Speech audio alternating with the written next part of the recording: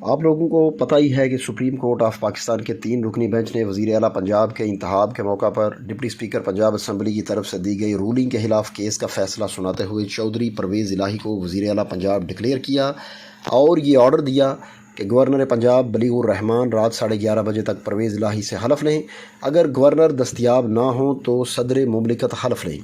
اس کے ساتھ ہی supreme court نے چیف سیکریٹری کو حکم دیا ہے کہ وہ فوری طور پر پرویز الہی کے وزیر اعلیٰ بننے کا نوٹیفیکیشن جاری کریں۔ اس فیصلے کے بعد حمزہ شہباز کے حلف اور ان کے حلف کے بعد فیصلوں کو کالعدم قرار دیا گیا اور حکم دیا گیا کہ حمزہ شہباز اور ان کی کابینہ فوری طور پر عہدے چھوڑ دیں۔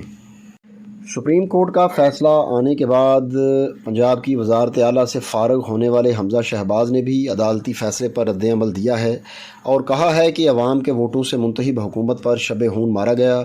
عدالتی کارروائی اور فیصلہ متنازع ہے۔ ہماری فل کورٹ کی درخواست کو بھی نامنظور کر کے انصاف کے تقاضے پورے نہیں کیے گئے۔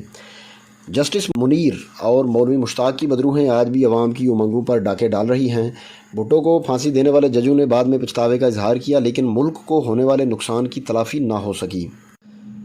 اس کے علاوہ اسی فیصلے پر سابق وزیر اعظم نواز شریف کا رد عمل بھی آ گیا اور اپنے ایک ٹویٹ میں نواز شریف نے عدالتی فیصلے پر کہا ہے کہ پاکستان کو ایک تماشا بنا دیا گیا ہے۔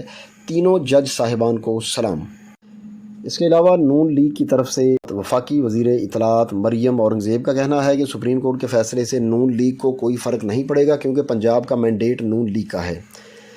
چودھری شجاعت کا ہاتھ حرام ہے جبکہ عمران خان کے ہاتھ پر 25 ووٹوں کو نکالا گیا ہے۔ آج سے عدلیہ کی بحالی کی تحریک کا دوسرا باب شروع ہوا ہے۔ آج کے فیصلے کو پارلیمان اور آئین کی بالادستی میں تبدیل کریں گے۔